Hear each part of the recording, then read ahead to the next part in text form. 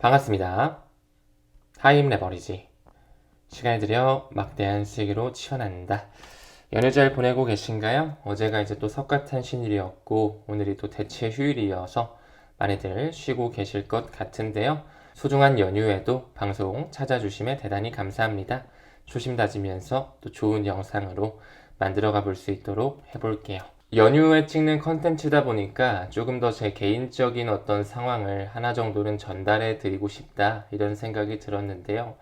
얼마 전에 전 헌혈을 좀 하고 왔습니다. 제가 혈액형이 이 소심이 A형이거든요. 요즘에 이제 뭐 MBTI라고 해서 젊은 친구들이 그런 얘기를 많이 하는데 아무쪼록 저는 A형이라서 헌혈을 또 이렇게 피가 많이 부족하더라고요. A형이. 그래서 하고 왔는데 항상 헌혈을 하고 나면 정말 좀 뿌듯하고 내가 누군가한테 좀 도움이 될 수 있겠구나 라는 생각을 하게 되는 것 같아요.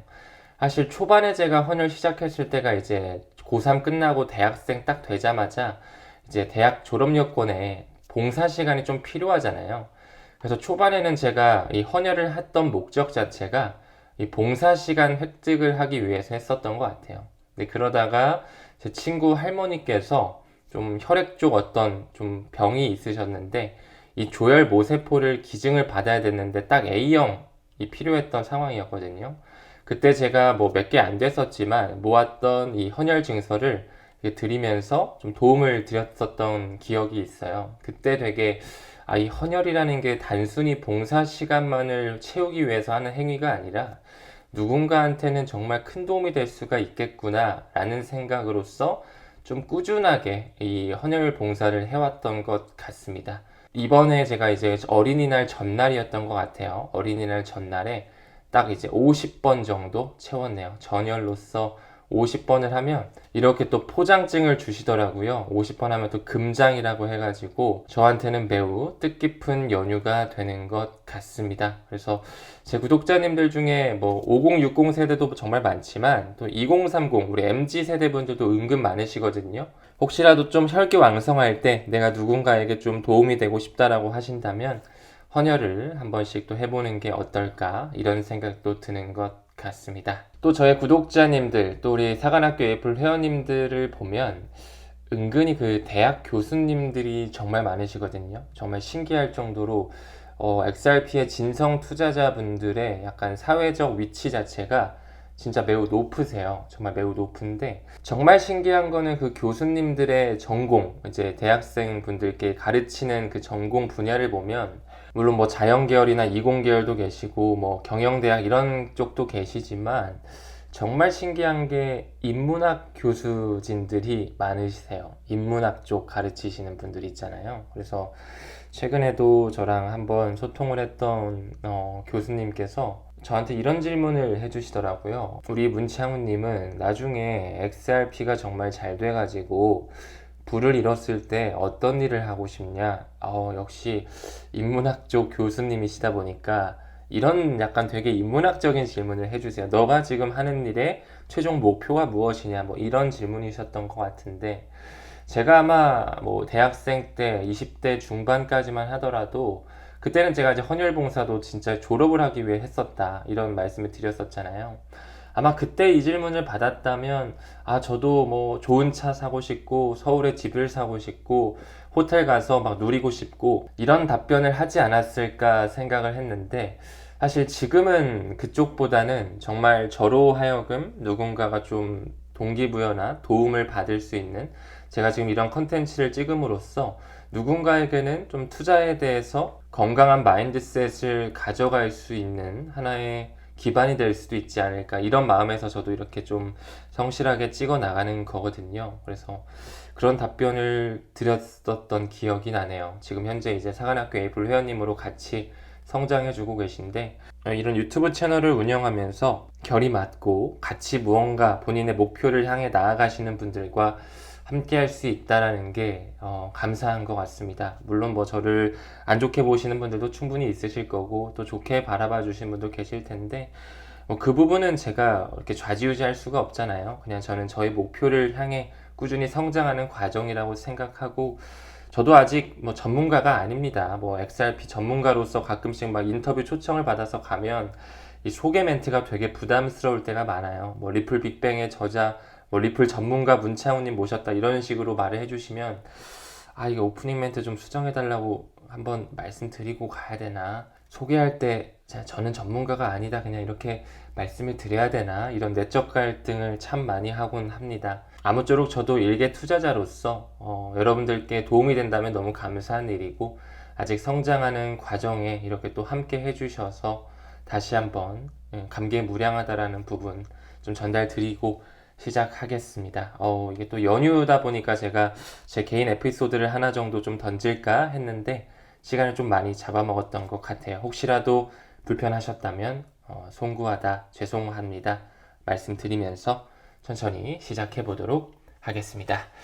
비트코인 네트워크 활동이 급증하고 있습니다. 10만 달러 돌파할 수 있지 않을까, 이런 전문가들의 예측이 많이 나오고 있는데요. 타임라인 보니까 5월 말 안에 다시 10만 달러를 돌파할 수 있다.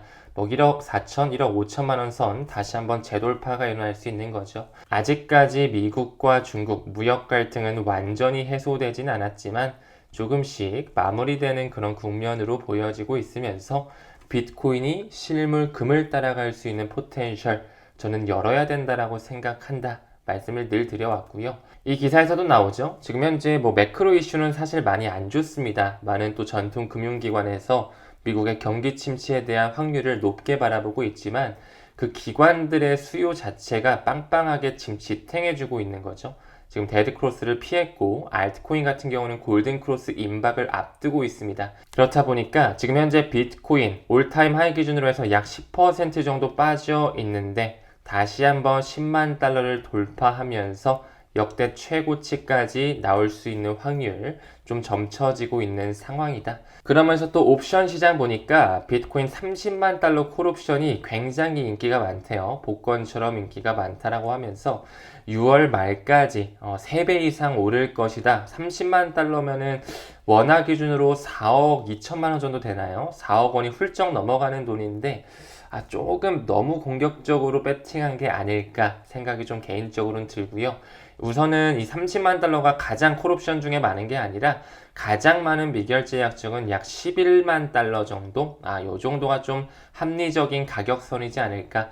우리가 5월, 6월 말까지 봤을 때는 요 정도 가격선은 저는 충분히 돌파할 수 있는 움직임 나올 수 있지 않을까. 한 1억 5천, 6천만 원 선이겠죠. 기대를 해보고 있습니다. 현재 이더리움 역시나 마찬가지로 너무나 힘든 모습. 사실 지금은 비트코인 맥시멀리스트 분들이 목소리가 커질 수밖에 없는 상황이죠. 비트만 좀 잘 버텨주고 알트코인은 많이 내려온 이후에 계속 지지부진한 흐름만 보여주다 보니까 알트코인은 다 모조리 사라질걸? 알트코인 별로 안 좋아. 난 비트밖에 안 해. 이런 스탠스를 가지신 분들이 속속들이 보이고 있는데 저는 이 부분에는 반대를 합니다. 제 개인적인 생각이니까 말씀드려야 되겠죠.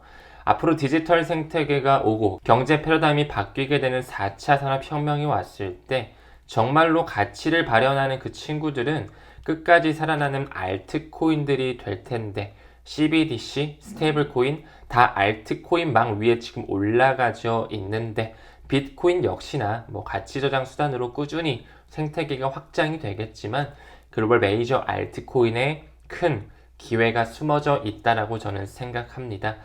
그래도 이더리움의 가격을 보면 정말 이 정도까지 떨어뜨려야 됐을까? 이런 생각도 들지만 역시나 이 장기 상승 지지선은 그 세력들이 어느 정도 보충을 해주고 있다라는 거. 정말 떨어뜨릴 수 있는 최대치를 떨어뜨려 놨지만 그럼에도 불구하고 장기 상승 지지선은 지켜주고 있더라. 여기 보니까 이동평균 수렴 발산이죠. MACD 지표라든지 상대 강도 지수 역시 강세 모멘텀을 시사하고 있다. MACD는 워낙 좋게 나오고 있는데 사실 RSI 같은 경우는 아직까지 좀 중립적인 약한 강세 구역에 있거든요. 하지만 앞으로 과매수가 들어오게 된다면 50을 초과하게 된다면 긍정적 모멘텀 충분히 나올 수 있다는 거. 그렇기 때문에 일단은 비트의 상승을 우리가 좀 응원해 줄 필요가 있을 것 같고요. 그 이후에 이더리움 친구가 좀 날아가 줘야지만 우리 XRP라든지 솔라나 이런 친구들 같이 좀 탄력을 받아서 올라갈 수 있지 않을까. 좀 시간을 들여야 될 필요는 있다라고 생각을 합니다. 다음 기사 봤을 때 골드만삭스와 XRP에 대한 파트너십, 이게 작년 연말에 나왔던 기사인데 월드 이코노믹 포럼이죠. 스위스 다보스 포럼의 한 회원이 이 골드만삭스와 XRP 그리고 헤데라 해시그래프까지 이 친구들이 뭔가 좀 물밑에 선을 손잡고 있다, 제휴를 맺고 있다, 이런 소문이 들렸던 이력이 있거든요. 일단은 여기에 나오는 이 세계경제포럼 회원 누군지 봤더니 숀 오루글이라는 사람인데 저는 이런 걸 보면 그냥 지나치지 않습니다. 파고 파서 이 사람이 무슨 생각을 가지고 있고 이 친구들이 어떤 식으로 좀 엮어져 있는지를 퍼즐 맞추기 해볼 필요는 있겠죠. 이 숀 우루글의 과거 트위터를 봤을 때 골드만삭스, H바 헤데라죠. XRP의 파트너십 가능성에 대해서 이 중대 발표 소문이 돌고 있었다. 본인은 증거를 수집 중에 있다라고 했었고 과거에 골드만삭스의 공식 문서를 봤을 때 리플 XRP를 증권이 아니라 화폐로 보고 있었다라는 거. 리플과 SEC의 소송이 있었음에도 불구하고 과거부터 골드만삭스는 XRP를 이미 커런시, 화폐로 보고 있었다. 매우 중요한 힌트거리로 생각이 들고요. 또한 헤데라라든지 리플과의 파트너십을 봤을 때 이 탈중앙화 리커버리 얼라이언스죠.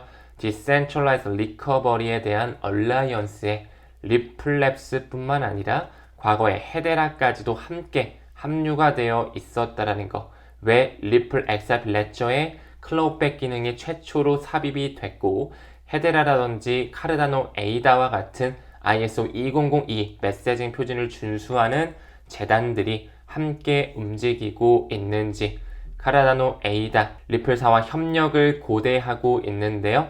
헤데라 역시 충분히 그럴 가능성은 열려있다라고 생각합니다. 이미 DRC죠. Decentralized Recovery Alliance와 함께 헤데라라든지 알고랜드라든지 리플랩스, 리플 회사가 함께 궤를 같이 하고 있었다라는 거. 왜 그들이 함께 움직여지고 있고 미래 금융 생태계를 담당하기 위해 뒤에서는 물밑 작업을 하고 있는지.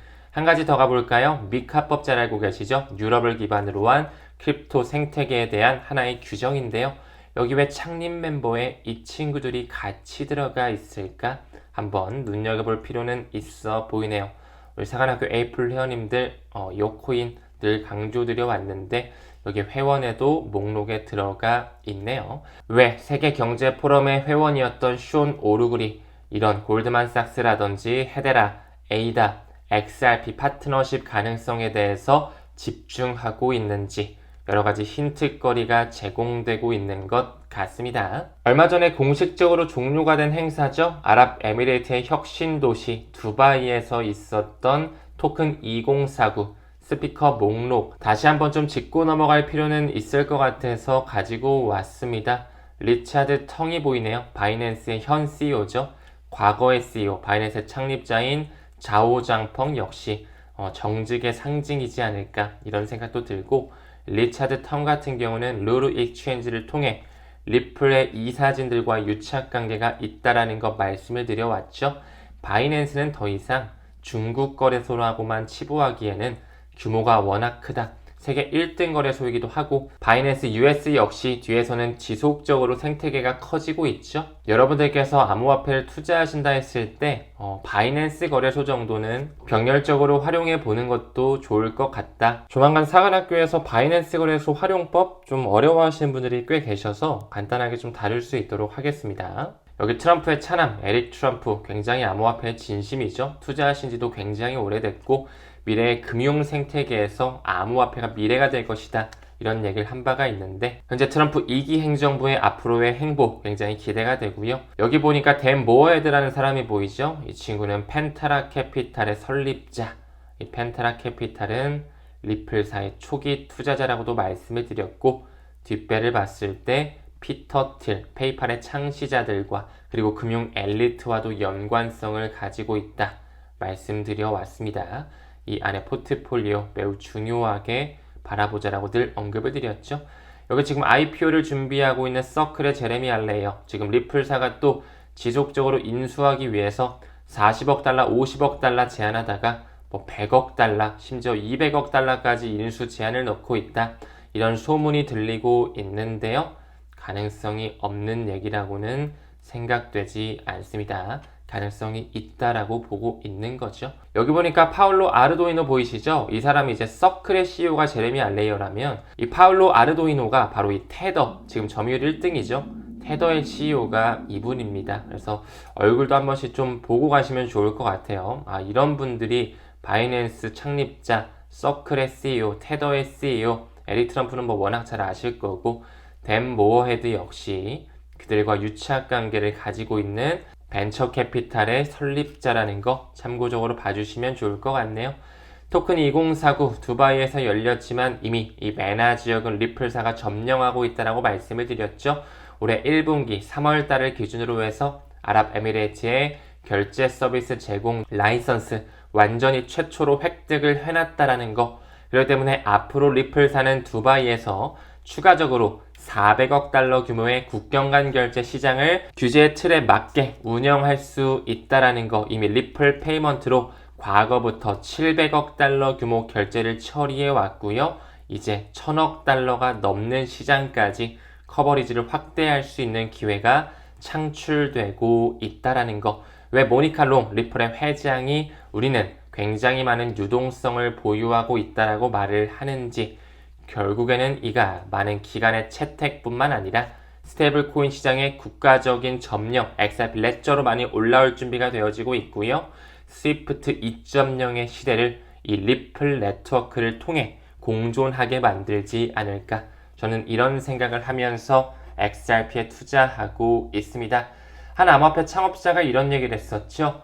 리플을 보유하지 않는 것은 보유한 것보다 굉장히 큰 위험이라고요. XRP 가지고 있으면 가격 하락할까봐 무섭죠? 근데 그것보다 더 위험한 게 XRP에 관심조차 갖지 않고 보유하지 않는 것이 더더욱 위험할 수 있지 않을까? 저 또한 이 에드나르도 파리나 암호화폐 창업자의 말에 굉장히 동감이 가는 것 같습니다. 비트코인과 이더리움 그리고 XRP까지 우리 글로벌 메이저 알트코인 그리고 비트코인에 꾸준히 공부하면서 같이 투자 함께 이어갔으면 좋겠습니다. 모두 연휴 잘 보내시고요. 오늘 영상은 여기서 마무리 짓도록 할게요. 우리는 모든 면에서 점점 더 좋아지고 있습니다. 끝까지 시청해주심에 대단히 고맙습니다.